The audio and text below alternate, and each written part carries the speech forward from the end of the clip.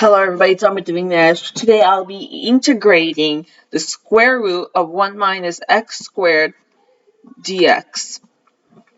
So we have to think first of which method we can use.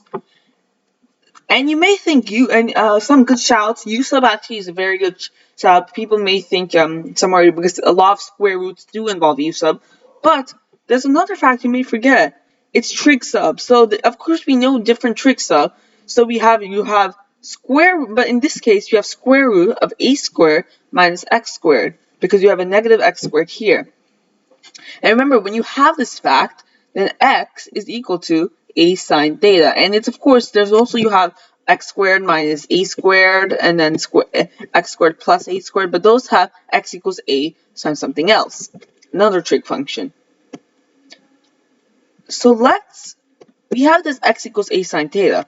If we know a squared is equal to 1, then a is equal to 1. So we have just found out the fact that x equals sine theta. And this is very important early on into the integration and in the late part integration of this integral. So that 1 minus x squared or 1 minus x squared simplifies into 1 minus sine squared theta dx. Now, actually, you may forget that the dx can also be simplified because dx is nothing but cos of theta, the derivative of this, and you have to remember to put d theta. So this can become times cos theta. Oh, wow. What was that? Times cos theta times d of theta. Now, let's go on from this thing. We know that 1 minus sine squared theta is equal to cos squared theta.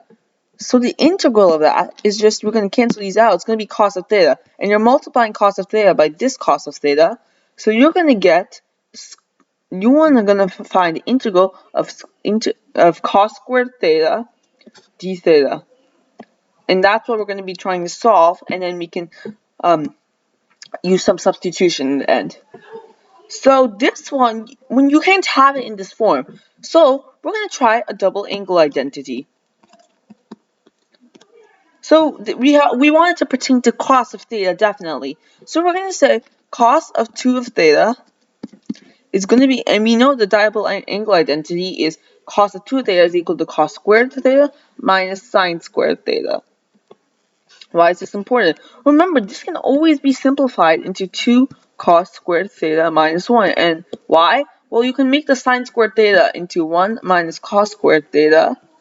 And then when you do it like that, see, it'll become 2 cos squared theta minus 1. So yeah, that's just the simplified form of it. We have 2 cos squared of theta is equal to cos of 2 theta. And we can see we have this cos squared theta. So you want to try to get on one side, and we're going to try to get any coefficients out of the way. So add 1 to both sides, divide by 2. Cos squared of theta is equal to 1 plus cos of 2 pi over 2. Remember, this is actually called the angle reduction. It's just an application of the double identity. So what we're trying to find is the integral of 1 plus cos 2 pi over 2 d theta. Sorry, I may have said pi there. So we have the fact that we can, of course, just use partial fractions here, and we can make this half plus cos 2 theta over 2. Now we can, with some formula, we can integrate both. So the integration of this is going to be theta over 2, because remember that's our variable. And integral of this, well, we're going to just make that half of cos 2 theta. And remember, the integral of just cos of x is sine of x, so cos of theta is sine theta. But we have to use the chain rule, and we see there's a 2 here. So actually, this becomes half sine 2 theta. And we're multiplying that by 1/4, by half. So that gets 1/4. So we have sine 2 theta over 2. Sorry, over 4.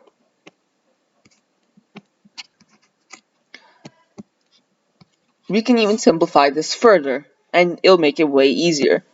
We have another double angle here, and we can try to see if we can actually make it into something similar as the double angle, but just the opposite way of what we did before. So this one's equal to 2 sine of 2 theta is equal to 2 sine theta times cos of theta over 4 plus sine of theta. And remember, this just simplifies into sine theta over 2. So yeah, technically this, you may think this is answer plus c, which I forgot, but it's not, because the original one was 1 minus x squared. This is in terms of x. This one is in terms of the variable theta. So we have to bring it back. That's the reason. That's one of the main stuff with trig sum. A lot of people do keep it this way. I'm pretty sure. So we can use our fact that x equals sine of theta, but we want to get theta on its own. So we're going to arc sine both sides, and this is just the inverse of sine, because arc sine and sine cancel out. So this will become theta, and then arc sine this side. So we found that theta is equal to arc sine theta. It's arc sine x. Sorry. So we come there, and we can get arc sine x over 2. So now we know that theta is equal to arc sine of x. So how can we try to find sine theta of cos of theta? Well, we already know that sine of theta is x. That has been because we said x equals sine theta. So we have that out of the way. Now we have to find cos of theta. How will we do this? Well, we can use the triangle method with the right triangle. So let's make this right triangle, and let's call theta here. Now so if this is theta, we said that x is equal to sine of theta.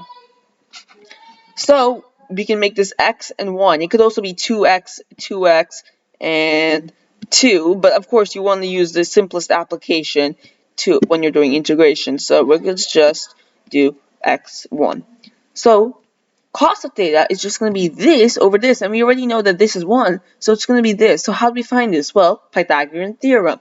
So we say x squared plus, we're going to call this b squared is equal to 1, b squared equals 1 minus x squared, and b is equal to, surprisingly, square root of minus 1 minus x squared. And remember, this is actually what we're integrating. So this, because we had sine of theta, we're multiplying by now the cos of theta, which is 1 minus x squared.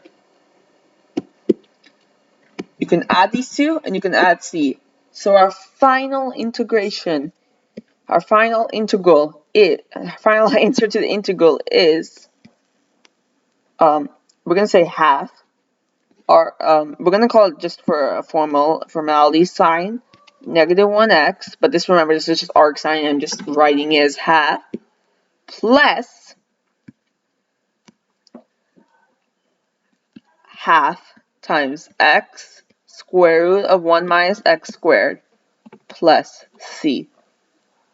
And that is our answer. Thank you for watching this video.